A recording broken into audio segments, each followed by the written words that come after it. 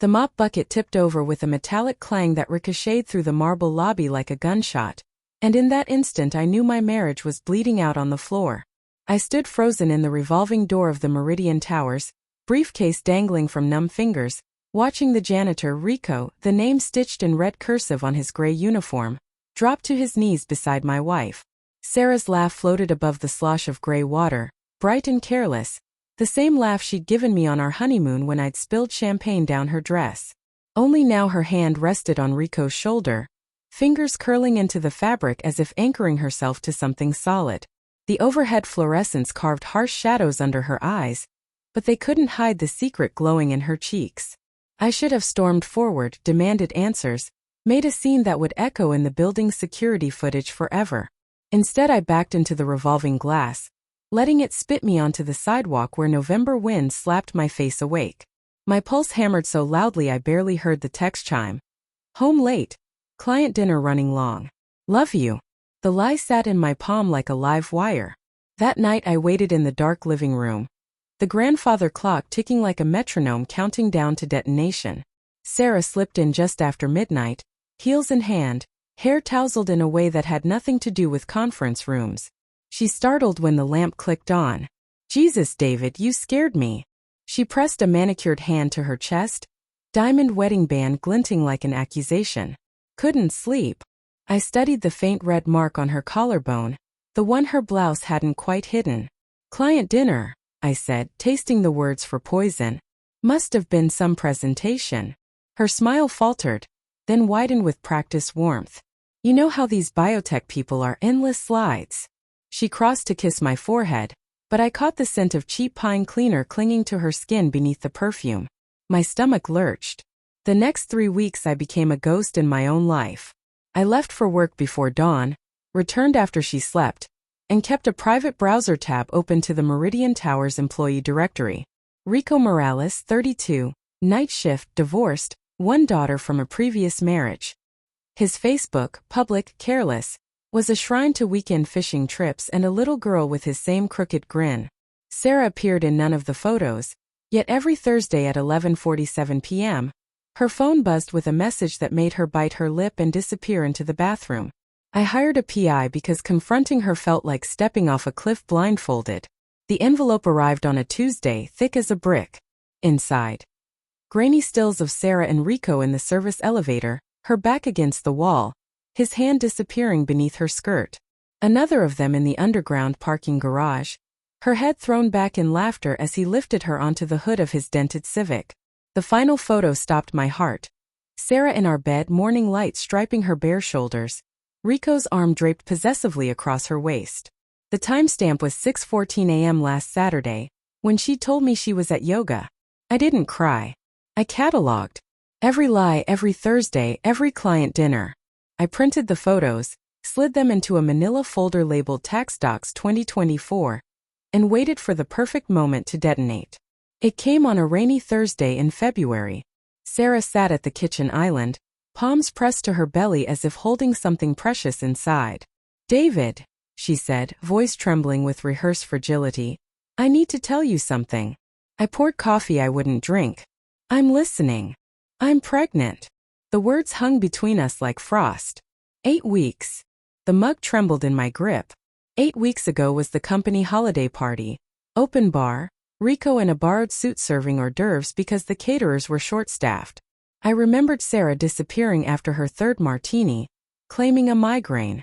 I'd found her an hour later in the coat check, cheeks flushed, lipstick smudged. Congratulations, I said flatly. Her eyes filled with tears that looked almost real. It's not yours. A sob broke free. I'm so sorry. It was a mistake. A stupid, drunken mistake with someone from work. But the baby is innocent, David.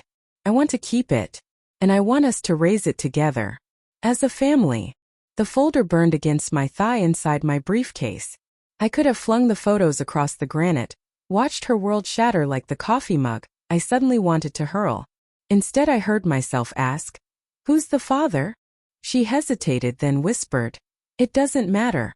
He's not in the picture. He signed away rights already. Her fingers found mine across the counter. You're the only father this child will ever know. Please, David. We can get past this. Counseling, whatever it takes. I looked at her hand, our wedding rings touching like strangers, and felt something inside me calcify. You want me to adopt your affair baby. I want us to be a family, she corrected, voice cracking. That night I sat in my study until dawn, drafting documents no husband should ever need. Adoption papers with a blank space for the father's name. A postnup that would leave her with nothing if she ever cheated again. And beneath it all, a single airline ticket to Lisbon, booked under my name for the day after the baby's due date. Sarah found me at sunrise, eyes swollen from crying. Did you think about it? I slid the adoption papers across the desk. Sign these and I'll consider it. She scanned the pages, relief flooding her face. Oh, thank you. But first, I interrupted, opening the folder. Look at your family. The photos spilled out like a deck of cards. Sarah's scream was raw animal. She clawed at the images, tearing Rico's face in half. You spied on me? I protected my family, I said. The lie tasted like ash, but I swallowed it. You want me to raise his child? Fine. But Rico stays in the picture. He'll have weekend visitation, holidays, school plays. I'll make sure of it. Her face crumpled. You can't. He doesn't want. He will if I pay him enough. I leaned in until our foreheads almost touched. Every birthday party, every Christmas morning. You'll watch the man you chose over me hold the child you asked me to love. That's my price. Sarah's knees buckled. She sank to the carpet, clutching the shredded photo of Rico's smile. Please, David. I'll do anything. I'll leave him. I'll never. You already did. I stood, towering over her for the first time in years. Sign the papers, Sarah. Or pack a bag and explain to your parents why their daughter is raising a janitor's baby alone. She signed with shaking hands, tears blotching the ink. I watched her initial each page, the pen scratching like claws on coffin wood. 3 months later, the baby came early. A boy with Rico's dark curls and Sarah's upturned nose.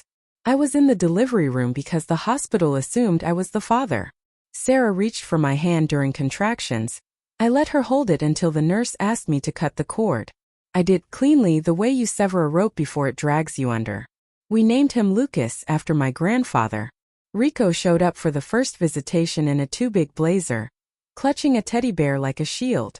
Sarah's face went white when he walked into our living room.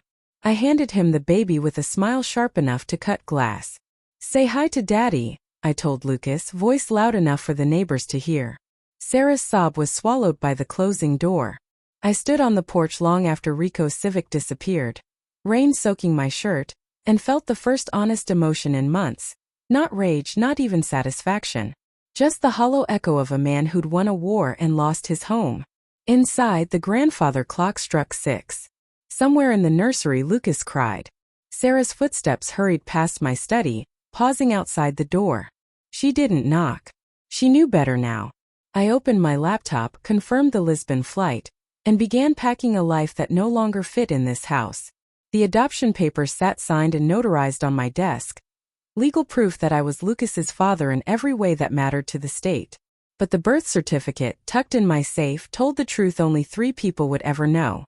Let Sarah explain to her son one day why his Uncle Rico looked exactly like him. Let her flinch every time the doorbell rang on visitation weekends. Let her wake at 3 a.m. wondering if I'd come back or if I'd vanished into a city where no one knew her name. I left the house key under the mat, the way you leave a corpse for the coroner. The taxi idled at the curb, exhaust curling like ghosts saying goodbye. As we pulled away, I caught Sarah's silhouette in the nursery window, rocking Lucas beneath the nightlight we'd picked out together. She lifted one hand, not a wave, not quite a plea. Just a woman holding what was left of her choices. I didn't look back.